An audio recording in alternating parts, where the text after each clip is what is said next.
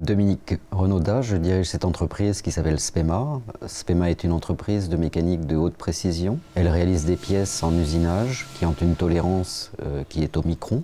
La plupart de nos confrères faisant des pièces dont la tolérance est au centième de millimètre. Nous sommes 49, nous avons fait 7,5 millions de chiffre d'affaires l'année dernière à destination des secteurs de l'aéronautique, de la défense, de l'automobile, du pétrole, du médical. Nous avons 30 machines numériques, nous en achetons 2 nouvelles par an qui représentent environ 600 000 de manière très régulière.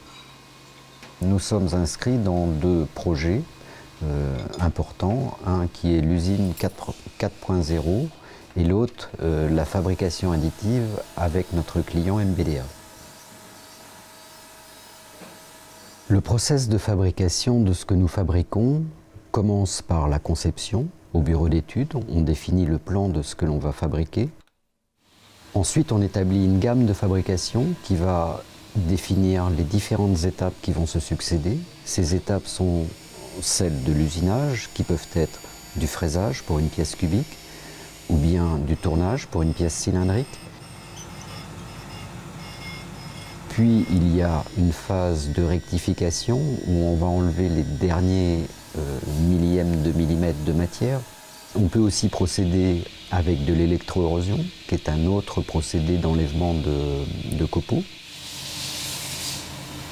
Une fois ces étapes d'usinage faites, on va contrôler la pièce. Le cas échéant, on va l'envoyer en traitement de surface pour protéger la pièce dans sa destination future. La pièce peut aussi faire l'objet d'un assemblage pour être assemblée avec d'autres pièces que nous avons fabriquées.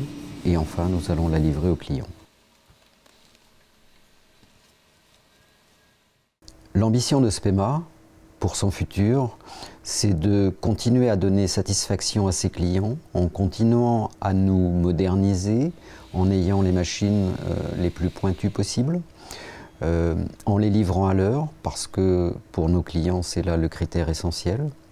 C'est aussi avoir des gens qui sont heureux de travailler chez nous, qui trouvent de la satisfaction au sens du travail qu'ils font, au sens de leur rémunération, au sens de leur évolution. C'est de continuer à embaucher du personnel.